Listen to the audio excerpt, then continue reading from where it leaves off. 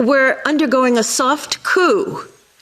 And the idea is to create a whole new set of laws and ignore the existing human rights laws and other laws under the pretext of pandemic preparedness and the biosecurity agenda.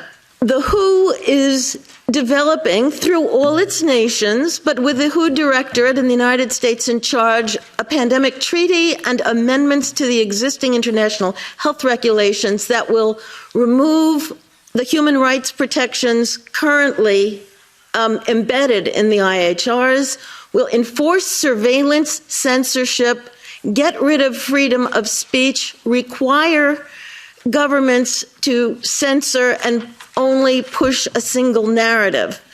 Also, we will be subject, if they can make this work, to vaccines developed in 100 days, which the organization CEPI is planning to do.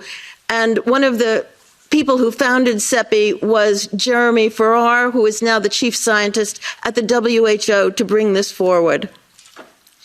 Other things that the amendments do is to bind the states so they're no longer recommendations but enforceable edicts, provide a liability shield, get rid of intellectual property rights, move supplies from one country to another, enforce digital passports, and the Director General of WHO can demand that a pandemic or a potential pandemic exists. He can just declare it with no standards, and then countries around the world will have to obey. Also, the WHO will tell you what drugs you can and can't use in your nation once a pandemic is declared. Obviously, the budget will increase.